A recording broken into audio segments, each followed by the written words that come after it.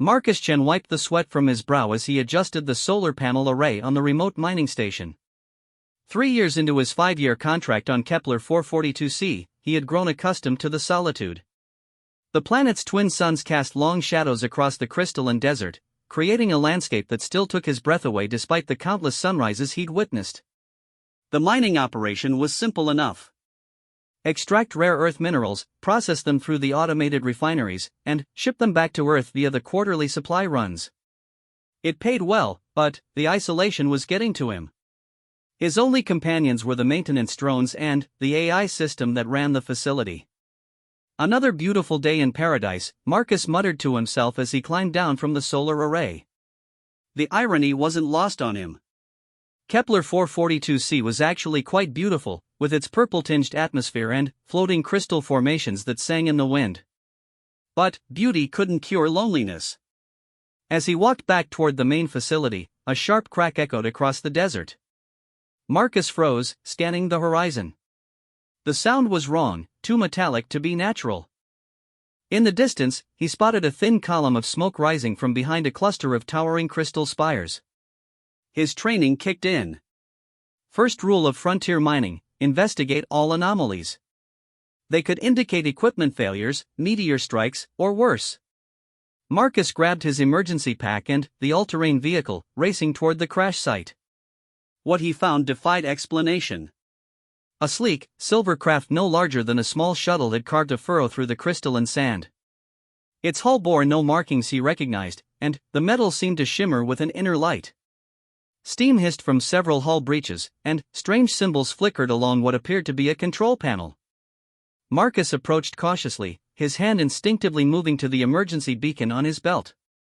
First contact protocols were clear: observe, document, and report to Earth command immediately. But, as he circled the craft, he heard something that made his blood run cold. Crying. Weak, but unmistakably the sound of someone in distress. Through a jagged hole in the craft's side, Marcus could see movement. Without thinking, he squeezed through the opening, his helmet's lights illuminating the alien interior. The ship's design was elegant, all flowing curves and bioluminescent panels. But what captured his attention was the figure trapped beneath a collapsed support beam. She was humanoid, but clearly not human. Her skin had a pale blue tint, and intricate silver markings traced patterns along her arms and face.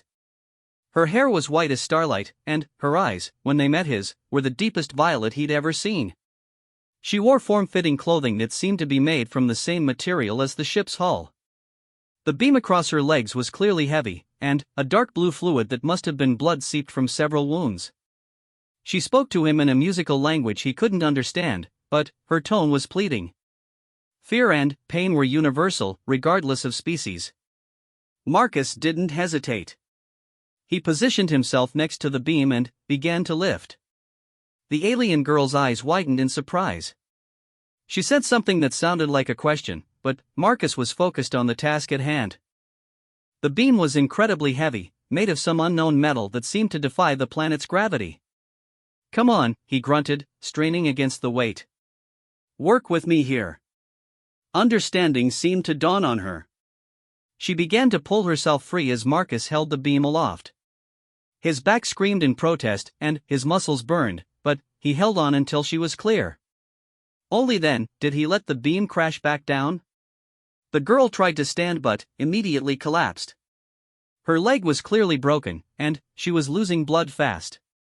Marcus activated his suit's emergency medical scanner and winced at the readings. Even accounting for alien physiology, she was in critical condition. He looked around the crashed ship, hoping to find some kind of medical equipment, but everything was either damaged or incomprehensible. The girl was speaking again, weaker now, and pointing towards something at the far end of the ship. Marcus followed her gesture and found a small, crystalline device that pulsed with soft light. When he brought it back to her, she pressed it against one of her wounds. The device began to glow brighter, and Marcus watched in amazement as the bleeding slowed. It was some kind of medical tool, but it was clearly not enough for her injuries. Marcus made a decision that would change his life forever. He gathered the girl in his arms, surprised by how light she felt despite her human-like proportions. She tensed at first, then seemed to understand his intention. Her violet eyes met his, and she spoke a single word that somehow conveyed gratitude despite the language barrier. The journey back to his facility was tense. Marcus drove as carefully as he could while monitoring his passengers' vital signs through his suit scanner. She drifted in and out of consciousness, murmuring in her musical language. Sometimes she seemed to be calling out to someone, other times she appeared to be trying to communicate with him. Back at the mining station, Marcus carried her to the medical bay. The automated systems weren't designed for alien physiology, but they could provide basic life support. He worked through the night, using his engineering knowledge to adapt the equipment. The girl's biology was remarkably similar to human, just different enough to make treatment challenging. The crystalline device from her ship proved invaluable. Marcus learned to activate it by touch, and it seemed to accelerate her natural healing processes. By morning, her vital signs had stabilized, though she remained unconscious. As he sat beside her bed, exhaustion finally catching up with him, Marcus wondered what he'd gotten himself into. The first contact protocols were clear about what he should have done, but those protocols hadn't accounted for someone dying in front of him. He'd acted on instinct, on basic human compassion. The girl stirred, her violet eyes fluttering open. When she saw him, she tried to sit up, wincing as her injuries protested. Marcus gently pushed her back down, making calming gestures. She studied his face intently, then reached out tentatively to touch his hand. Her skin was warm, warmer than he'd expected. She spoke again, her voice stronger now, pointing to herself and saying what sounded like a name. Zara, it sounded like, or something close to it. Marcus pointed to himself. Marcus, he said slowly. She repeated it, her pronunciation slightly off but recognizable. Marcus. Then, she smiled, and Marcus felt his heart skip a beat. Despite her alien features, there was something incredibly human about that smile, something that spoke of gratitude and, perhaps the beginning of trust. Over the next few days, as Zara recovered, Marcus found himself completely fascinated by his unexpected guest. She was clearly intelligent, picking up English words at a remarkable rate. Through a combination of gestures, simple drawings, and her growing vocabulary, she began to tell him her story. She was from a species called the Veltar, from a world much like Earth but with a critical difference. The males of her species had been wiped out by a plague generations ago. Her people had survived through advanced genetic engineering and cloning technology, but their population was slowly declining. They were explorers now, searching the galaxy for solutions to their extinction crisis. Her ship had suffered a catastrophic failure while surveying this system. She'd been alone, part of a long-range scout mission. If Marcus hadn't found her, she would have died on an unknown world, with no one ever knowing her fate. As she grew stronger, Zara became increasingly agitated about something. She kept pointing to the sky and trying to explain something urgent. It took Marcus several days to understand that she was expecting other ships, that her people would come looking for her when she failed to report in. The thought made him nervous. How would an entire species of alien women react to finding one of their own in the care of a human male? Marcus had read enough science fiction to know that first contact scenarios rarely went smoothly. But, as he watched Zara moving around his facility, taking everything in with wonder and curiosity, he found he didn't care about the potential complications. She was alive, and she was healing. That was what mattered. Zara had begun helping him with daily tasks around the mining station, her natural grace and surprising strength making her an excellent assistant. She seemed particularly fascinated by the mineral extraction process and the way the automated systems worked. Her people were clearly technologically advanced, but their approach to engineering was very different from humanity's brute force methods. One evening, as they shared a meal of synthesized proteins and hydroponic vegetables, Zara suddenly stiffened. She tilted her head, listening to something Marcus couldn't hear. Then, she rushed to the observation deck, pressing her face against the reinforced transparent aluminum windows. Marcus followed and saw them too. 3 sleek ships, similar in design to Zara's crashed vessel, descended through the purple atmosphere like silver tears. They moved with impossible grace, clearly under intelligent control. Zara turned to him, her expression a mixture of joy and concern. She spoke rapidly in her own language, then switched to the broken English she'd been learning. "My people," she said, her accent making the words musical. "They come for me." She paused, studying his face. You will meet them. They will want to know about you, about what you did." Marcus felt a chill run down his spine. He'd saved one alien girl's life out of basic human decency, never thinking about the larger implications. Now he was about to face an entire species, and he had no idea what to expect. But, as Zara reached out and took his hand, her violet eyes filled with warmth and something that might have been affection, Marcus realized he wouldn't change anything. He'd done the right thing, and, whatever came next, he'd face it head-on. The ships were landing now, their engines casting strange shadows across the crystal desert. In a few minutes, everything would change. Marcus squeezed Zara's hand and prepared to meet her people, unaware that his simple act of compassion was about to alter the course of two civilizations. The first ship settled onto the sand with barely a whisper of displaced air. Its hull was pristine silver, unmarked by the journey through space, and its design spoke of technology far beyond human achievement. As Marcus watched, a section of the hull simply flowed apart, revealing an opening that glowed with soft, white light. The figure that emerged took his breath away. She was tall, easily 6.5 feet, with the same pale blue skin as Zara but marked with intricate golden patterns instead of silver. Her hair was longer, reaching past her shoulders in waves of platinum, and her bearing spoke of authority and command. She wore what appeared to be armor, though it moved like fabric and seemed to shift colors in the alien light. Behind her came others, 5 in total from the first ship. Each was unique, their markings and colorations varied, but all shared the same ethereal beauty that had first struck Marcus about Zara. They moved with perfect coordination, their heads turning in unison to scan the environment before focusing on the mining facility. Zara squeezed Marcus's hand one more time, then released it and walked toward the airlock. Marcus followed, his heart hammering in his chest. Through the facility's external cameras, he could see the other 2 ships had landed as well, disgorging their own contingents. By his count, there were at least 20 alien women now surrounding his home. The airlock cycled, and Zara stepped out onto the landing platform. She called out in her musical language, and the tall leader responded, her voice carrying clear notes of relief and concern. The conversation was rapid and intense, with frequent gestures toward Marcus, who remained in the doorway. Then, the leader's violet eyes fixed on him, and Marcus felt as if he were being evaluated by a force of nature. She spoke to Zara, who nodded and replied at length.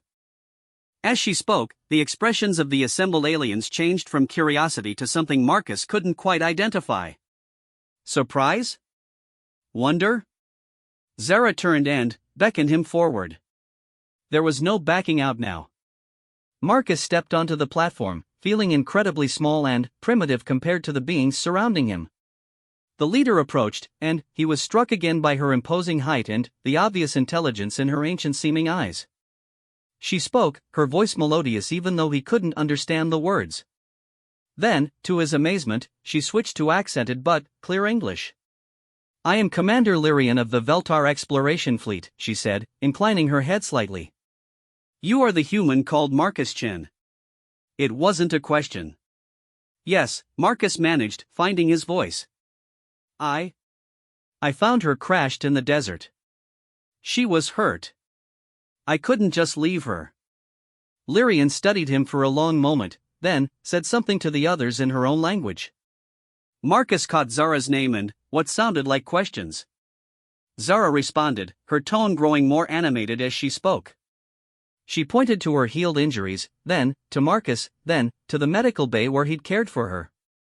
One of the other aliens, this one with deep purple markings and hair like spun starlight, stepped forward and spoke to Lyrian. Her tone was urgent, almost argumentative. Lyrian listened, then responded sharply. The purple-marked one fell silent, but her expression remained intense as she stared at Marcus. "My people are curious about you," Lyrian said finally. "It has been many generations since we encountered a species capable of such selflessness. Tell me, Marcus Chen, what did you expect to gain by helping one of our kind?" The question caught Marcus off guard. Gain? I didn't expect to gain anything. She was hurt. She needed help. It's what anyone would do. Lyrian's eyebrows rose. Anyone? You speak for your entire species? Marcus hesitated. I'd like to think so. Most humans, anyway. We have our problems, but helping someone in trouble, that's pretty basic. More rapid conversation in the alien language followed. Marcus caught the word human repeated several times, along with what might have been expressions of disbelief or surprise. Zara spoke again, longer this time, her gestures indicating the mining facility and, then, Marcus himself. When she finished, the silence stretched uncomfortably. The assembled aliens were staring at Marcus with expressions he couldn't read. He began to wonder if he'd somehow offended them, if his help had been unwelcome or inappropriate by their cultural standards. Then, Lyrian did something unexpected. She knelt, bringing herself closer to Marcus's height, and placed her hand over her heart. The gesture was formal, ritualistic. Marcus Chen, she said, her voice carrying new weight.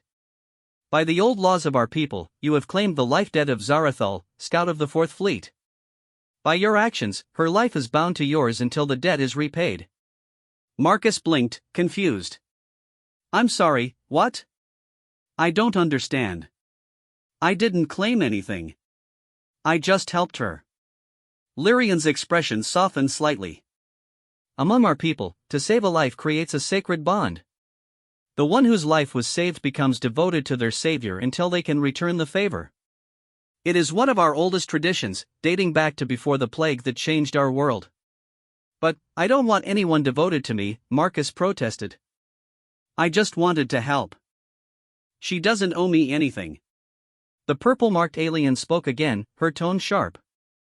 Lyrian responded, equally sharp, and the other fell silent again. But Marcus noticed that several of the other aliens were nodding in agreement with the purple-marked one. There is more, Lyrian continued, ignoring the byplay. Zarathul has told us of your kindness, your patience as she healed, your willingness to share your food and shelter without asking for anything in return. She has also told us. Lyrian paused, choosing her words carefully. She has told us that you are unlike any male we have encountered in our travels. A chill ran down Marcus's spine. What do you mean? The males of most species we have encountered are aggressive, territorial. They seek to dominate or possess. They offer help only when they expect something in return. Lyrian's violet eyes never left his face. You are different. You helped because it was right, not because you expected reward. You cared for her without trying to claim her. You treated her as an equal, not a possession. Marcus felt heat rising in his cheeks. That's just being decent. I can't believe that's unusual. It is more unusual than you might think, Lyrian said quietly. In our long search across the galaxy, we have found very few species where such behavior is common among males. Most are driven by instincts of conquest and possession. The purple-marked alien spoke again, longer this time, her tone urgent. Other voices joined her, and soon half the group was engaged in animated discussion. Marcus caught Zara's name repeatedly, along with his own and several other words he didn't recognize. Lyrian held up a hand, and silence fell immediately. She spoke briefly in the alien language, then turned back to Marcus. My people are divided on what your rescue of Zarathul means. Some believe it is merely an anomaly, that you are exceptional among your kind. Others believe. She paused. Others believe it may indicate that human males are what we have been searching for. Searching for? Our species is dying, Marcus Chen. Without males, we can only survive so long, even with our technology. We have been exploring the galaxy, seeking a species compatible with ours that might offer a solution. Most males we have encountered are unsuitable for obvious reasons. But, you. Marcus felt the weight of 20 pairs of alien eyes on him. You're talking about breeding? Cross-species reproduction? Among other things, yes. But, more than that. We need partners, not just genetic material. We need males who can be true companions, who understand cooperation and mutual respect. What you showed Zarathal suggests that human males might be capable of such partnership. The implications hit Marcus like a physical blow. He wasn't just representing himself anymore. His actions, his choices, might determine the future relationship between humanity and an advanced alien species. I think, he said carefully, that this is a conversation that needs to involve a lot more people than just me. My government, your leaders, scientists, diplomats. Lyrian smiled for the first time, and Marcus was struck by how it transformed her stern features. Wise words. Yes, there will need to be many conversations. But, first, there is the matter of the life debt. Zarathal is bound to you until it is resolved. Marcus looked at Zara, who had been listening to the exchange with growing intensity. Her violet eyes met his, and he saw something there that made his heart race. It wasn't obligation or duty. It was choice. She wanted to stay. How long does this debt last? He asked. Until she saves your life in return, or until you formally release her from the obligation. But, Marcus Chen, you should know that few life debts are ever repaid. The bond tends to evolve into something deeper. The purple-marked alien spoke again, her voice rising in what sounded like protest. This time, several others joined her, their musical voices creating a chorus of what Marcus was increasingly certain was disagreement. Lyrian's expression hardened. She replied sharply, her tone brooking no argument. When she finished, most of the voices fell silent, though the purple-marked one continued to look rebellious. What's the problem? Marcus asked. Some of my people believe that one human male is not enough to judge your entire species. They want to test others of your kind to see if your behavior is typical or exceptional. Marcus felt a chill. Test how? Before Lyrian could answer, Zara stepped forward. She spoke rapidly in her own language, her tone passionate. When she finished, she turned to Marcus and switched to English. I told them, she said, her accent thick with emotion, that you are good. That your people must be good if they raise males like you. I told them they should not test, should not judge. I told them. She paused, her cheeks darkening with what might have been a blush. I told them that I choose to honor the life debt not because I must, but because I want to. The silence that followed was deafening. Marcus could feel the tension radiating from the assembled aliens. He was clearly witnessing something significant in their culture, though he didn't fully understand what. Lyrian spoke first, her voice quiet but carrying absolute authority. Very well. The life debt stands, freely acknowledged. But, Zarathal, you must understand what this means. You will be alone among aliens, far from our people and our ways. I will not be alone, Zara replied, looking at Marcus. I will be with him. Marcus felt the weight of the moment, the sense that his life was balanced on a knife's edge. These beings could probably destroy his entire mining operation without breaking a sweat, could take Zara whether he agreed or not. But they were asking, giving him and Zara a choice. What about your mission? He asked Zara. Your people need scouts, need explorers. My people need many things, Zara replied. They need to know that there are good males in the galaxy. They need to know that cooperation is possible. I can serve that mission better by staying with you, by learning about your people, than by returning to report that I found one good male and nothing more. The purple-marked alien spoke again, her voice sharp with frustration.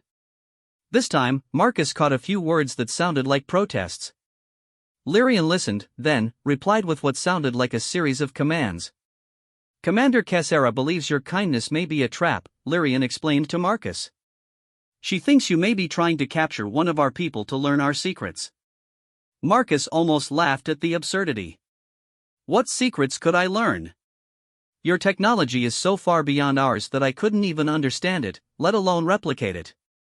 And, as for capturing. He gestured to the armed aliens surrounding him. I think we both know how that would go. Lyrian actually smiled at that. Indeed. Very well. The life debt is acknowledged and accepted freely on both sides. Zarathal will remain with you as long as you both choose. Her expression grew serious again. But, understand, Marcus Chen, that this decision affects more than just the two of you. How this arrangement develops will influence how our peoples interact in the future. I understand, Marcus said, though he wasn't sure he really did. The pressure was enormous, but, looking at Zara's hopeful expression, he found he didn't care. We'll figure it out as we go. Good. Lyrian stood, her towering height suddenly imposing again. We will remain in orbit for one rotation of your planet to ensure that the transition is smooth. After that, we will return to our people with news of what we have found here. What will you tell them? That there is hope, Lyrian said simply. For the first time in generations, there is hope.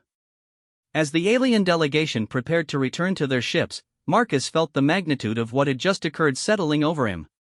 He'd saved one crashed alien, and, somehow that simple act of compassion had opened the door to possible salvation for an entire species.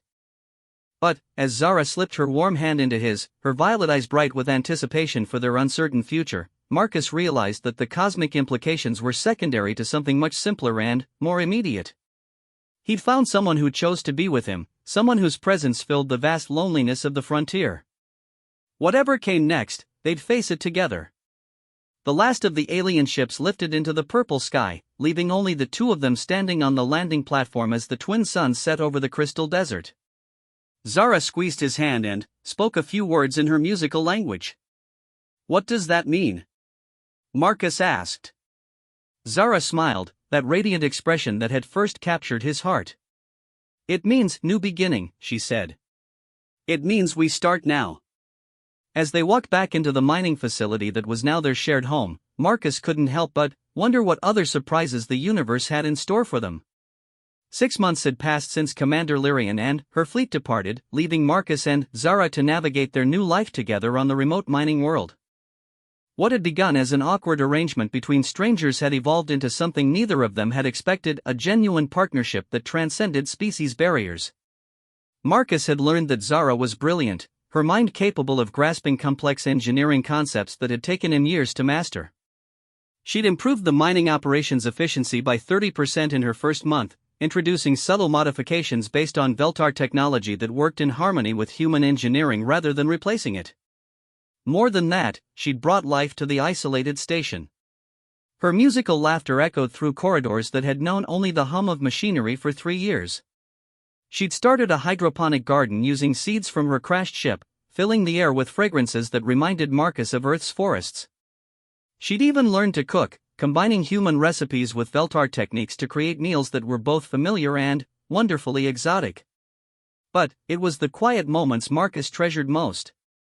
Evenings spent on the observation deck, watching the crystal formations sing in the wind while Zara taught him her language and he helped her perfect her English. The way she curled up next to him while they watched Earth movies on the facility's entertainment system, her head resting on his shoulder as she asked endless questions about human culture. They'd grown closer, much closer, though neither had spoken about the feelings that seemed to strengthen with each passing day. The life debt had become irrelevant weeks ago, but Zara showed no signs of wanting to leave, and Marcus found himself hoping desperately that she never would. This morning had started like any other. Marcus was performing routine maintenance on the primary extractor while Zara worked on optimizing the mineral separation process. They'd fallen into an easy rhythm of collaboration, communicating as much through glances and gestures as words. That's when the proximity alarms began screaming. Marcus dropped his tools and rushed to the control center, Zara close behind him. The long-range sensors were detecting multiple contacts approaching from deep space.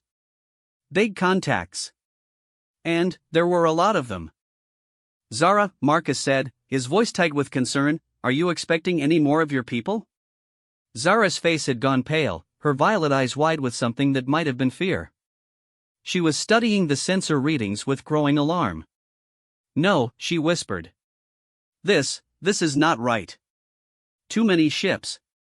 Too large. The sensor array painted a picture that made Marcus's blood run cold. Dozens of vessels, each one massive compared to the sleek scouts that had carried Lyrian's delegation.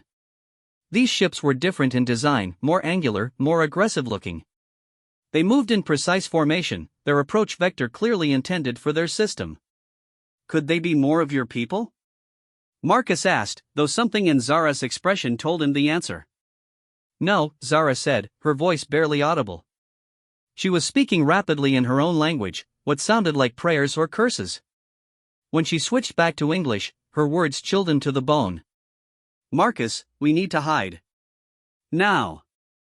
Hide? From who? The Dominion, she said, her entire body trembling. The Kethvar Dominion. They hunt us. They have hunted us for generations. Marcus felt the bottom drop out of his world. What are you talking about? You never mentioned any Dominion. Zara turned to him, tears streaming down her cheeks. I thought we had lost them. I thought we were safe in this sector. The Kethvar they are what my people feared most when we began exploring. They are conquerors, slavers. They view female-only species as resources to be harvested. The implications hit Marcus like a physical blow. They're here for you. They are here for any Veltar they can find. But, Marcus, there is something worse. The Kethvar, they are all male. Their females died out long ago, victims of their own aggressive nature. They survived by taking females from other species, forcing them to bear children that are always male, always aggressive, always adding to their numbers. Marcus stared at the sensor display, watching the massive fleet drawing closer. How long do we have? Hours, maybe less. Their ships are faster than anything my people have ever built. Zara grabbed his arm, her grip desperate. Marcus, you have to run. Take one of your ships and flee this system. If they find you here with me. I'm not leaving you, Marcus said firmly. You do not understand. Zara's voice cracked with emotion. The Kethvar despise males of other species. They see them as competition, as obstacles to their expansion. If they find you with me, they will not just kill you. They will make it slow, painful, an example to any who might help the Veltar. Marcus felt a strange calm settle over him. He'd faced dangerous situations before, had dealt with equipment failures and natural disasters that could have killed him. But this was different. This time, he wasn't just fighting for his own survival. Then, we run together, he said. Or we fight together. Fight? Zara stared at him in disbelief. Marcus, there are dozens of their ships. Each one carries hundreds of warriors. We have one mining facility with minimal defenses. We cannot fight them. Marcus was already moving, his mind racing through possibilities. Maybe we can't win a straight fight, but that doesn't mean we're helpless. This is a mining operation, Zara. Do you know what that means? Explosives. Lots of explosives. He pulled up the facility's inventory on his tablet, scanning through the lists of mining charges, seismic grenades, and industrial blasting compounds. 3 years of accumulated materials for clearing stubborn ore deposits. Individually, they were tools. Collectively, they were enough to level a small city. You want to blow up the facility? Zara asked. I want to make it cost them, Marcus replied grimly. If they're going to take what's mine, they're going to pay for it. Zara stared at him for a long moment, something shifting in her expression. What is mine? She repeated softly. Marcus realized what he'd said, how he'd said it. Zara, she stepped closer, close enough that he could feel the warmth radiating from her skin. You claim me? Marcus struggled for words. I care about you. More than I've ever cared about anyone. If that means I'm claiming you, then, yes. You're mine, and I'm yours, and anyone who wants to change that is going to have to go through me. Zara's eyes filled with tears again, but this time they weren't tears of fear. She reached up and touched his face, her fingers tracing the line of his jaw. In my culture, when a male claims a female, she has the right to test his commitment. To see if his words match his actions. Test me how? By seeing if he will fight impossible odds to protect her. If he will sacrifice everything he has for her safety. Zara smiled through her tears. I think you have already begun this test, Marcus Chen. The proximity alarms chimed again. The Dominion fleet was entering the outer system, their weapons already beginning to charge according to the sensors. They'd be in weapons range within hours. Marcus kissed her then, pouring all of his fear and determination and love into that single moment of connection. When they broke apart, both of them were breathing hard. "Then, let's give them a test they'll never forget," Marcus said. They worked with desperate efficiency, turning the mining facility into a trap. Marcus rigged every explosive charge he could find, creating a network of destruction that would make the station itself into a massive bomb. The mining tunnels became kill zones, filled with remote detonated charges. The mineral processing plant became a maze of tripwires and booby traps. Zara contributed her own expertise, using Veltar technology to create sensor ghosts and false energy signatures. To the approaching fleet, it would look like the mining facility was completely automated, with no signs of life beyond basic maintenance systems. "They will send scouts first," Zara explained as they worked. "Small, fast ships to assess the situation. When they find evidence of Veltar presence, they will call for the main fleet." "Evidence like your crashed ship?" "Which they will certainly detect. The wreckage still contains active systems, technology they will recognize immediately." Zara paused in her work, her expression thoughtful. "Unless what? Unless we destroy it first. Remove all evidence that I was ever here. Then, when they arrive, all they will find is a human mining operation with no signs of Veltar presence." Marcus considered this. "That could work. They might just move on, look for you elsewhere." "It might," Zara agreed. "But, Marcus, it would mean staying here, pretending you never rescued me." "If they scan you, if they detect any trace of Veltar contact, then we make sure they don't get the chance to scan anything," Marcus said grimly. "Come on. Let's go blow up your ship." The trek to the crash site took them across the crystal desert one more time. As they walked, Marcus found himself memorizing every detail of Zara's face, the way her white hair caught the light of the twin suns, the musical sound of her voice as she hummed unconsciously while they hiked. If this plan failed, if the Dominion found them anyway, these might be their last moments together. The crashed ship looked different now, weathered by months of exposure to the planet's environment. But its alien beauty was still intact, still clearly recognizable as Veltar technology. Marcus felt a pang of regret as he began placing charges around the hull. This ship represented so much first contact, the beginning of his relationship with Zara, hope for both their peoples. "It is only metal and circuits," Zara said softly, seeing his expression. "What matters is what came from it. What we built together." Marcus nodded and triggered the detonator. The explosion lit up the desert like a second sun, vaporizing the ship and leaving only a crater of fused sand behind. Any trace of Veltar technology was gone, along with most of the evidence that Zara had ever been there.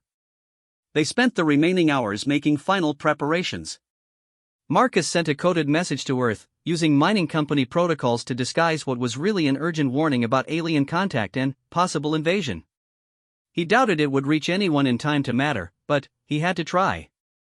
As the Dominion ships entered sensor range, Marcus and Zara took their positions in the facility's reinforced command center. They could see the alien vessels now through the telescopic cameras, and the sight made Marcus's mouth go dry. The ships were massive, each one easily 10 times the size of Lyrian's scouts. Their hulls were dark metal covered in weapon ports and armor plating. They moved with predatory grace, like sharks circling prey. 3 scout ships breaking formation, Zara reported, her voice steady despite the circumstances. "They are heading for the surface." Marcus watched the smaller vessels descend through the atmosphere. Unlike Zara's graceful ship or Lyrian's elegant fleet, these moved like instruments of war. Their landing was controlled violence, retrothrusters scorching the crystal sand black. The beings that emerged from the scout ships made Marcus understand why Zara had been so terrified. The Kefvar were humanoid but twisted, as if someone had taken the basic human form and redesigned it for violence. They were tall, nearly 7 feet on average, with corded muscle visible beneath dark, scaled skin. Their faces were angular, predatory, with eyes that glowed with an inner light. But it was their movements that truly unsettled Marcus. Every gesture spoke of barely contained aggression, of beings who viewed everything around them as potential threats or resources to be claimed. They carried weapons that hummed with deadly energy, and their formation as they approached the facility was textbook military precision. "They are scanning," Zara whispered, watching her instruments. Looking for signs of Veltar technology. The lead Kethvar, distinguished by more elaborate armor and scars that covered half his face, gestured to his troops. They spread out, beginning a systematic search of the area around the facility. Marcus held his breath as they passed over the crater where Zara's ship had been, but the destruction was complete. There was nothing to find. Human settlement, the leader growled in accented but understandable English.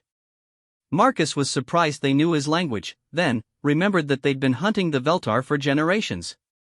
They'd probably encountered dozens of species in their pursuit. Automated mining operation, one of the other Kethvar reported. No signs of sentient life. The leaders snarled something in their own language, then switched back to English. Search thoroughly. The Veltar scout ship was detected in this system. If it crashed here. Marcus felt Zara tense beside him. The Dominion had been tracking her ship, had followed its trail to this system. Their arrival wasn't random, it was a hunt, and they were closing in on their prey. The Kethvar spent hours searching the facility and the surrounding area. Marcus watched through hidden cameras as they moved through his home with casual brutality, destroying equipment they couldn't understand, taking samples of everything that interested them. When they finally reached the command center, Marcus triggered the first set of explosive charges. The blast shook the entire facility, collapsing a section of the mining tunnels and catching 3 of the Kethvar scouts in the debris.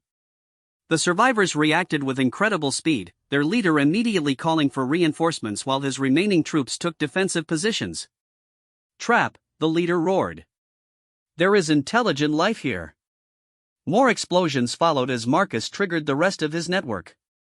Each blast was carefully calculated to slow down the attackers while avoiding the areas where he and Zara were hidden. The facility became a maze of collapsed corridors and unstable structural supports. But the Kethvar adapted quickly. Their reinforcements arrived within minutes, more heavily armed troops who moved through the chaos with professional efficiency. They began cutting through the debris, hunting for the source of the resistance. "We cannot hold them long," Zara whispered. "There are too many." Marcus knew she was right. He could hear them getting closer, their voices echoing through the damaged corridors as they coordinated their search. It was only a matter of time before they breached the command center. That's when the second miracle happened. The proximity alarm sounded again, but this time the signature was different. Smaller ships, moving with the graceful precision Marcus had learned to associate with the Veltar.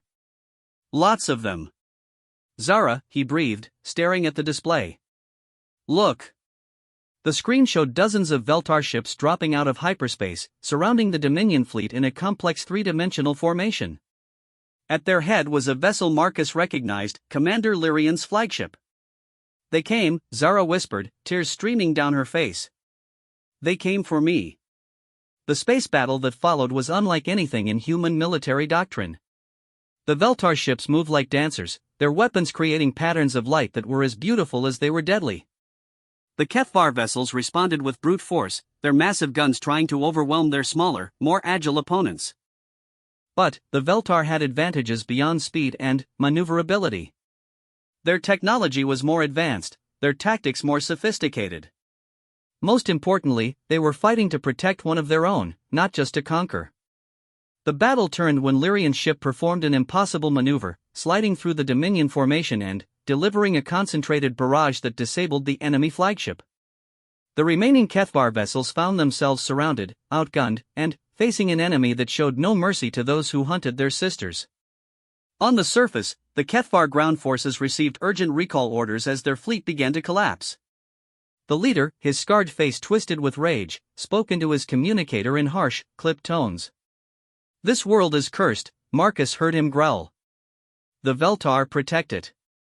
Mark it as forbidden territory." As the surviving Kethvar retreated to their ships, Marcus triggered the final explosive charges. The massive blast brought down the main support structure of the facility, ensuring that anyone who returned would find nothing but ruins. Hours later, as Veltar ships landed around the wreckage of the mining station, Marcus and Zara emerged from their hidden shelter. Commander Lyrian was waiting for them, her expression a mixture of relief and admiration. "Well fought," she said simply. Both of you. How did you know to come? Marcus asked. We have been monitoring Dominion movements in this sector for months, Lyrian replied. When their fleet moved toward this system, we knew Zara was in danger. We came as quickly as we could. Zara stepped forward, her voice filled with emotion. My people, I thought you had forgotten me. Never, Lyrian said firmly. No Veltar is ever forgotten, especially one who has found what you have found. Her violet eyes moved to Marcus. We have been watching, learning. Your partnership has shown us much about what might be possible between our peoples. Marcus felt a chill of anticipation. What do you mean? Lyrian smiled, but there was something complex in her expression, something that spoke of momentous decisions and far-reaching consequences. It means, Marcus Chen, that your simple act of compassion 6 months ago has begun to reshape the galaxy. The Veltar High Council has been debating since we left you here. Now, after seeing you fight beside Zara, after witnessing your willingness to die protecting one of our own, they have reached a decision. What decision? To extend an invitation to humanity. Not just to you, but to your entire species. We wish to propose an alliance, a joining of our peoples for mutual benefit and protection. Marcus stared at her, the implications staggering. You're talking about formal contact between our civilizations. More than that. We are talking about integration. Veltar colonies established in human space. Human settlements in our territory. Shared technology, shared knowledge, shared purpose. Lyrian paused. And, yes, eventually, shared families. Zara took Marcus's hand, her grip warm and steady. The High Council has approved it, she said softly. If you are willing, if your people are willing, we would like to try building something new together. Something neither of our species could achieve alone. Marcus looked around at the ruins of his mining facility, at the scattered debris that represented his old life. Then, he looked at Zara, at the love and hope shining in her violet eyes, and at Commander Lyrian, whose presence represented the hopes and fears of an entire civilization. I think, he said slowly, that's a conversation for people much smarter than me.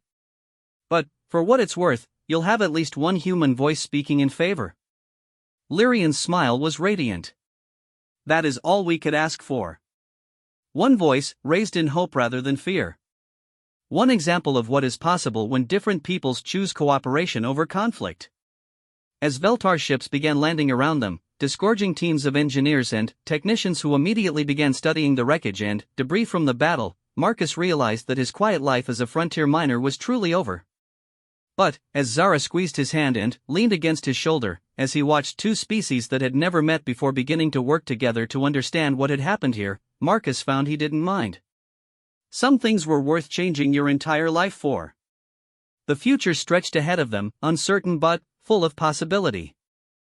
And, whatever that future held, they would face it together, human and Veltar united not by necessity or politics, but by something much simpler and much more powerful. Love. Trust. And the simple recognition that some things transcend species boundaries. As the twin suns set over the crystal desert for the last time on Marcus's solitary life, he couldn't help but smile. He'd saved one alien girl, never dreaming that it would open the door to a new chapter in galactic history. But, then, again, the best changes often started with the simplest acts of kindness. 2 years had passed since the battle at the mining station, and Earth had never been the same. The revelation that humanity was not alone in the universe had shaken every government, every religion, every fundamental assumption about mankind's place in the cosmos. But, perhaps more shocking than the existence of aliens was the nature of the contact itself. Marcus Chen stood on the observation deck of Unity Station, humanity's first joint orbital facility with an alien species, watching the constant stream of ships moving between Earth and the Veltar home system. The sight still amazed him, even after months of living here. Sleek Veltar vessels with their flowing, organic-designed shared space lanes with bulky human freighters and military escorts, a constant reminder of how much everything had changed. The morning briefing is about to begin, Zara said, joining him at the reinforced windows. Even after 2 years together, Marcus still felt his breath catch when she smiled at him. She wore a modified version of her people's formal attire, adapted for the mixed human Veltar crew of the station. The silver markings on her skin seemed to glow in the light of Earth's sun. How many today? Marcus asked, referring to the requests for meetings, interviews, and formal presentations that had become a constant part of their lives since returning to human space. 17 government delegations, 43 media organizations, and Zara consulted her tablet, 112 individual requests for personal meetings. She sighed, a very human gesture she'd picked up. Sometimes I think we should have stayed on Kepler 442c. Marcus chuckled, wrapping his arm around her shoulders. Too late for that now. We're the poster couple for human-Veltar cooperation. No backing out. It was strange, being famous. Marcus had gone from an anonymous mining engineer to one of the most recognizable faces on Earth in a matter of months. His story, their story, had captured the public imagination in a way that surprised everyone, including the carefully crafted public relations campaigns of a dozen governments.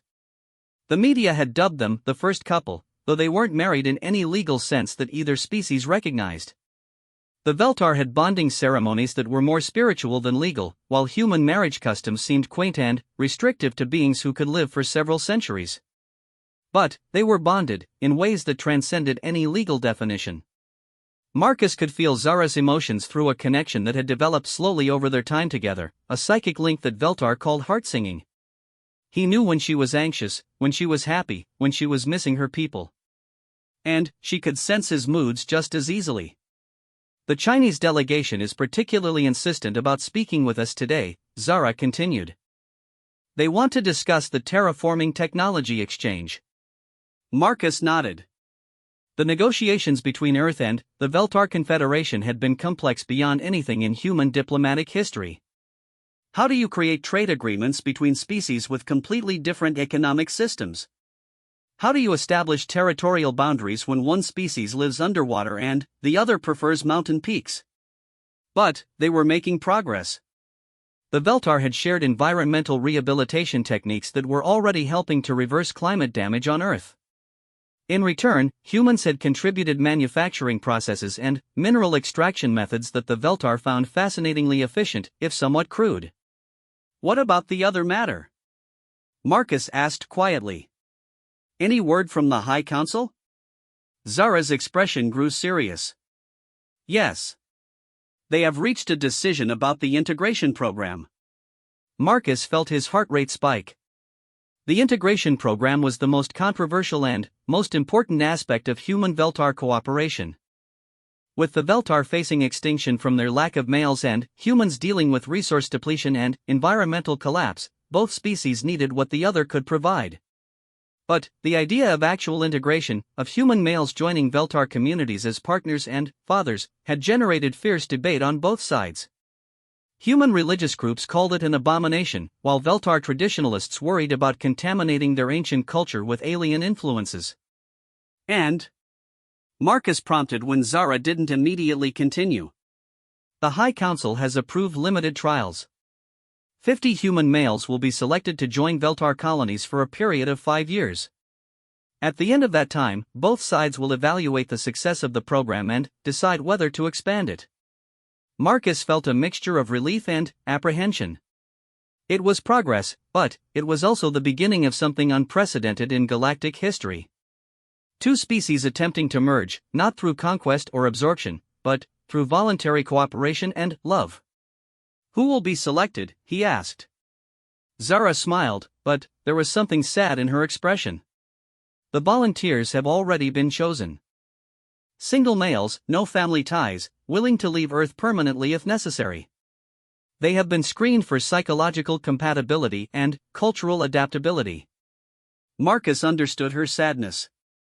He and Zara were proof that human-Veltar relationships could work, but they were also unique in their circumstances. The program participants would be going into their relationships knowing the political and social implications from the beginning. The pressure on them would be enormous. There's something else, Zara continued. The High Council has also made a decision about us. What kind of decision? They want to know if we would be willing to oversee the program.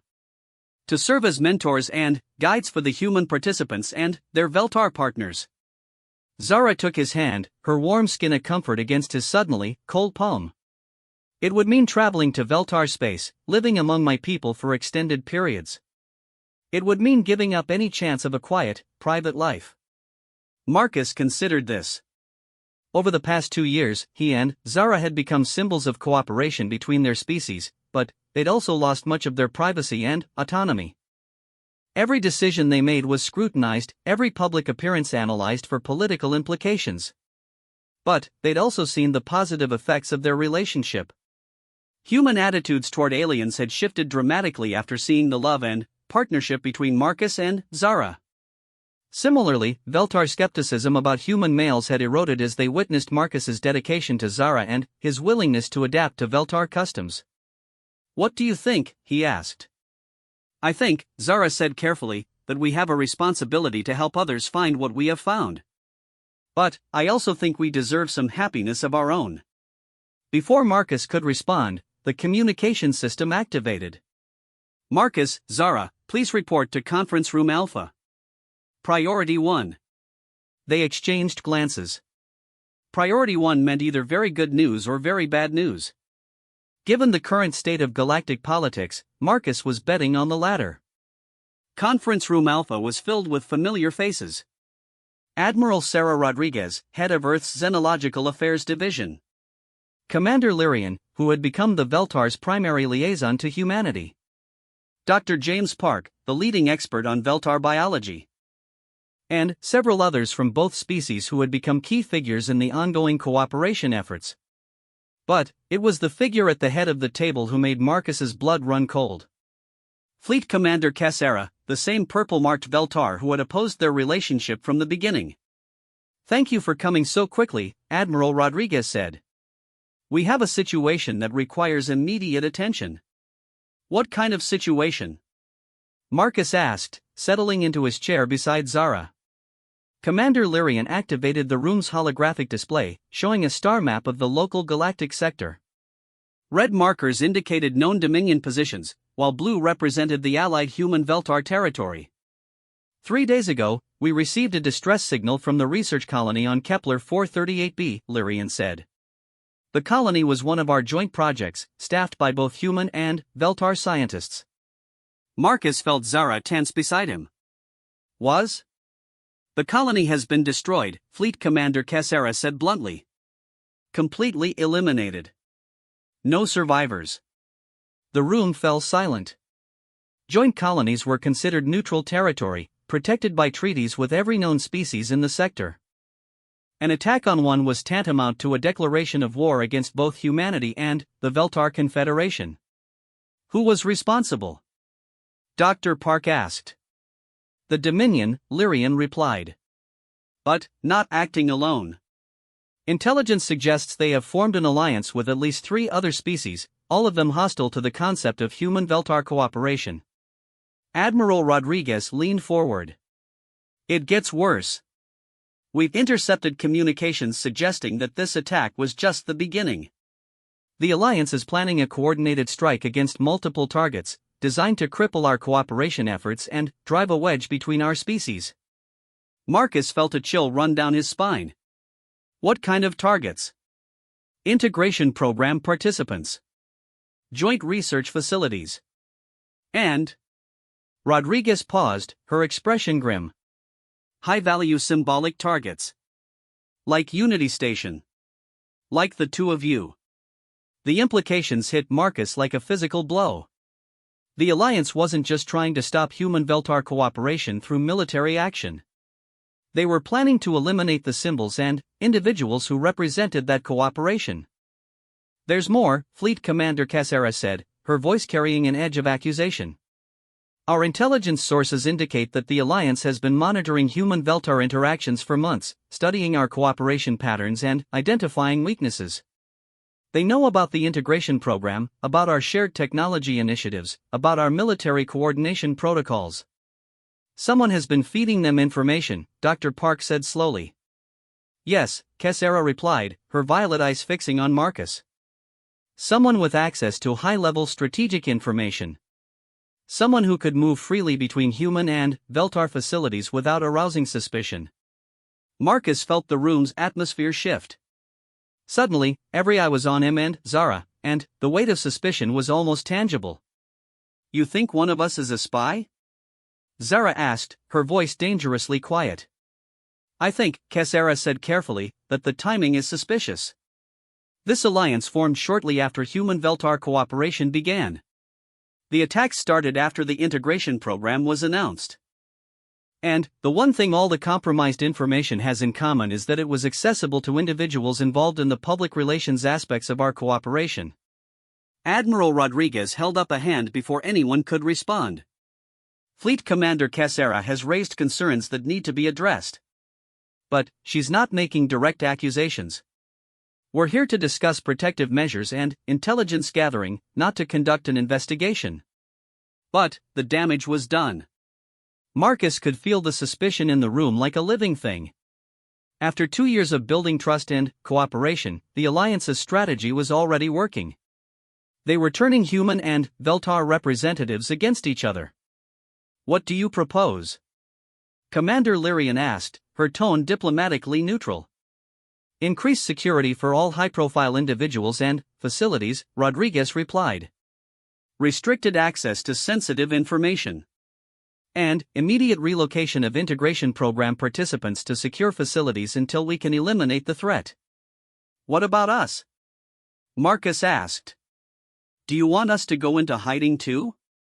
That's what we need to discuss, Rodriguez said. You two are both the most valuable symbols of human-Veltar cooperation and the most tempting targets for our enemies. We can protect you, but it would mean essentially ending your public roles. Marcus felt Zara's hand slip into his, and, through their bond, he sensed her thoughts. They were being offered a choice: safety in obscurity, or continued service with enormous risk. There is another option, Fleet Commander Cassera said suddenly. We could use them as bait. The room erupted in protests, but Cassera continued. The Alliance wants to eliminate symbols of cooperation. Very well. Let them try. But, instead of hiding our symbols, we place them where we can control the environment, where we can turn their attack into a trap. Absolutely not, Commander Lyrian said firmly. I will not authorize using Marcus and Zara as bait for an enemy trap. It might work, Zara said quietly, and every eye turned to her. If we could convince the Alliance that we were vulnerable, that we were in a location they could attack successfully, they might commit significant forces to eliminating us. Forces that could then be destroyed or captured. Marcus stared at her. You're seriously considering this?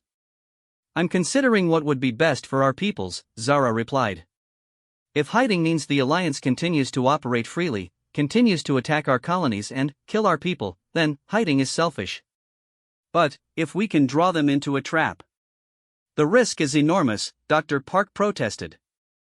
If something goes wrong, if the trap fails, we lose not only 2 lives but the most important symbols of human-Veltar cooperation. And if we do nothing, Cassera countered, we lose them anyway. The Alliance will not stop hunting them. Better to face that threat on our terms than theirs.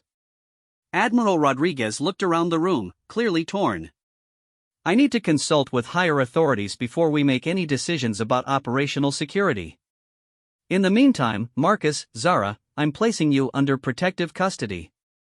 Your quarters will be secured, your movements restricted. Admiral, Marcus said, standing. Before you make any decisions about our future, there's something Zara and I need to discuss privately. Could we have a few minutes? Rodriguez nodded. Conference room beta is available. Take all the time you need. As they walked to the smaller conference room, Marcus felt the weight of history pressing down on him. 2 years ago, he'd been a simple mining engineer whose biggest decision was which mineral seemed to work next. Now, the choices he and Zara made could determine the future of 2 civilizations. Conference room beta was smaller, more intimate. As soon as the door closed behind them, Zara was in his arms, and Marcus held her tightly, drawing strength from her presence. Tell me what you're really thinking, he said softly. I'm thinking that we never really had a choice, Zara replied. From the moment you saved me, from the moment we fell in love, we became something larger than ourselves. We became a bridge between our peoples, and bridges must sometimes bear great weights. Marcus pulled back to look at her face. Are you saying you want to be bait? I'm saying that I want to serve my people and yours in whatever way I can. If that means risking our lives to stop this alliance, then, yes. I'm willing to take that risk. Marcus considered this. Part of him wanted to grab Zara and run, to find some distant world where they could live quietly and let the galaxy sort out its own problems. But a larger part of him knew that Zara was right. They had responsibilities that transcended their personal desires. There's something else to consider, he said finally. If we do this, if we agree to be bait, we're not just risking our own lives. We're risking the future of human-Veltar cooperation. If the trap fails, if we're killed, the hardliners on both sides will use our deaths to argue against integration.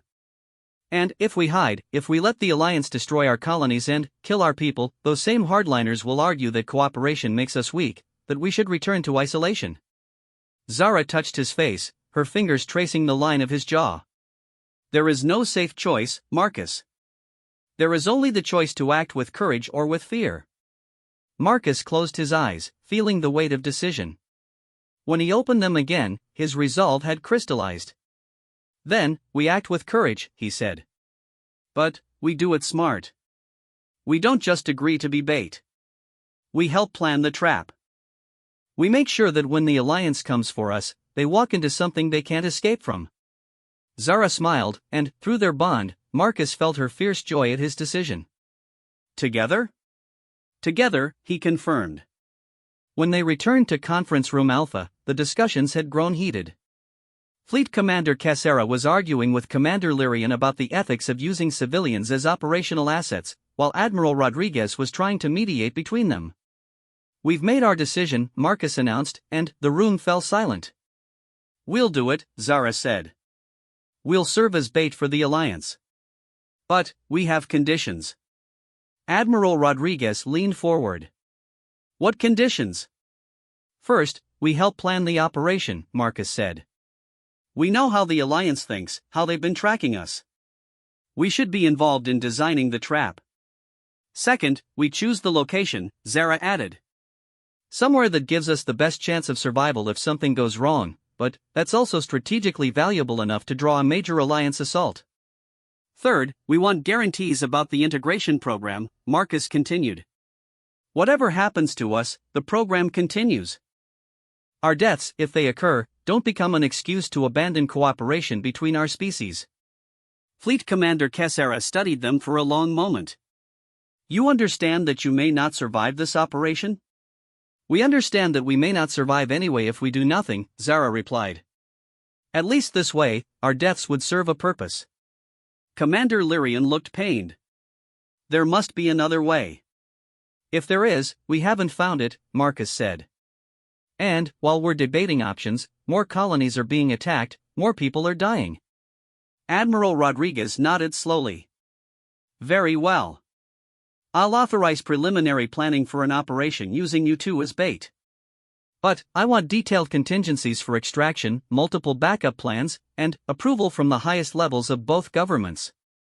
"Agreed," Marcus and Zara said simultaneously. Over the following weeks, the plan took shape. The target would be New Geneva, a joint human-Veltar colony in a strategically important system near the border between Alliance and Confederation space. Marcus and Zara would visit the colony for a public ceremony celebrating the first anniversary of the integration program, providing a tempting target for Alliance forces. But New Geneva was also heavily fortified, home to significant human and Veltar military assets. When the Alliance attacked, they would find themselves facing not just a symbolic target, but a major strategic position defended by the combined might of both species. The ceremony itself was scheduled for 3 months hence, giving both sides time to prepare. Marcus and Zara spent those months continuing their public duties while secretly helping to refine the operational plans. They also spent time preparing themselves for what might be their final mission together. They formalized their relationship in both human and Veltar traditions, creating legal and spiritual bonds that would survive even death.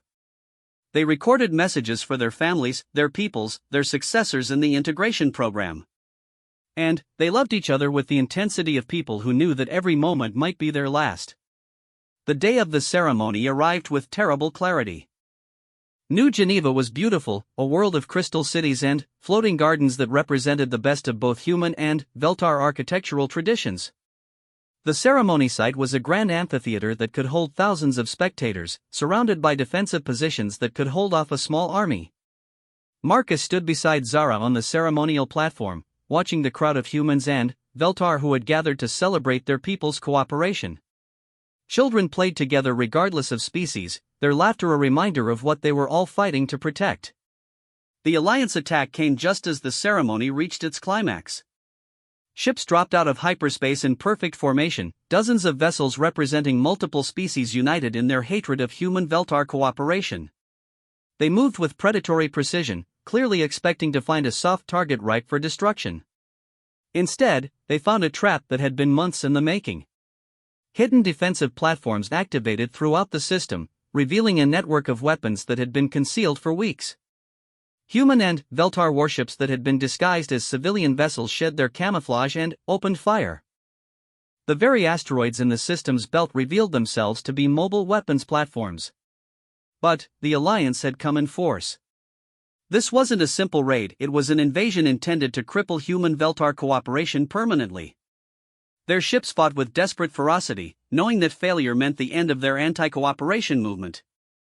The battle raged for hours, ship against ship in the depths of space while ground forces clashed on New Geneva's surface. Marcus and Zara found themselves in the strange position of being both the most important people on the planet and completely helpless to affect the battle's outcome. "The northern perimeter is holding," reported Colonel Harrison, the human military commander. "But they're throwing everything they have at us. This is their last chance, and they know it." "Civilian casualties?" Zara asked. "Minimal so far. The evacuation protocols worked perfectly. Most of the colonists are in the deep shelters." Marcus watched the tactical displays, following the ebb and flow of battle. The Alliance had committed enormous resources to this attack, more ships than intelligence had suggested they possessed. For a moment, it looked like they might actually break through the defenses. That's when the second surprise revealed itself. Additional human and Veltar fleets dropped out of hyperspace, approaching from multiple vectors. These weren't part of the original plan, they were reinforcements that had been positioned in secret, insurance against the possibility that the Alliance attack would be larger than anticipated. The battle turned in minutes. Caught between defensive positions and the arriving reinforcements, the Alliance fleet found itself trapped in the same kind of pincer movement they'd hoped to execute against New Geneva. One by one, Alliance ships were destroyed or surrendered. The few that managed to escape carried word of catastrophic defeat back to their home systems. When the shooting finally stopped, the Alliance's military capacity had been effectively eliminated. More importantly, the records recovered from captured ships revealed the full extent of their network, allowing human and Veltar forces to roll up their intelligence operations throughout the sector. Marcus and Zara stood together on the observation deck of Unity Station 2 weeks later, watching the last of the captured Alliance ships being escorted to internment facilities. The immediate threat was over, but the work of building lasting peace between species was just beginning. "The integration program is expanding," Zara reported, reading from a datapad. 200 additional human volunteers have been approved for the next phase. And the Veltar High Council has voted to open 3 new joint colonies. "What about the political situation?" Marcus asked. "Improving. The Alliance's defeat has shown that cooperation between species is not only possible but militarily effective. Several previously neutral governments have expressed interest in establishing diplomatic relations." Marcus nodded, feeling a deep satisfaction. The trap had worked perfectly, but, more than that, it had demonstrated something important to the galaxy. Cooperation was not weakness. Love was not vulnerability. Sometimes, the willingness to risk everything for something greater than yourself was the strongest position of all. "There's something else," Zara said, her voice carrying a note Marcus had learned to recognize. "What?" She turned to face him, her violet eyes bright with joy and anticipation. "Dr. Park's latest biological compatibility studies have yielded some interesting results. It appears that human-Veltar genetic compatibility is even better than we originally thought. Marcus felt his heart skip a beat. Are you saying what I think you're saying? I'm saying that the first generation of truly integrated human-Veltar children may be possible sooner than anyone expected. Zara took his hands, her skin warm against his palms. I'm saying that we could be those first parents, if we choose to be. Marcus looked out at the ships moving between Earth and the Veltar homeworld, carrying people and goods and ideas that would shape the future of both civilizations. Then, he looked at Zara, at the woman who had become the center of his universe, and realized that their greatest adventure was just beginning. I can't think of anything I'd want more, he said, pulling her into his arms. As they kissed, surrounded by the evidence of successful cooperation between their peoples, Marcus reflected on how far they'd come from that day in the Crystal Desert when he'd pulled her from a crashed ship. He'd saved one alien girl, never dreaming that it would lead to saving both their species. But, perhaps that was how the best changes happened. Not through grand gestures or elaborate plans, but through simple acts of kindness that grew into something larger than anyone could have imagined. The future stretched before them, bright with possibility. There would be challenges ahead, setbacks and conflicts as two very different species learned to live together. But there would also be discoveries, children who carried the best traits of both human and Veltar heritage, and a galaxy-spanning civilization built on cooperation rather than conquest. Marcus had started as a lonely mining engineer on a remote world. Now,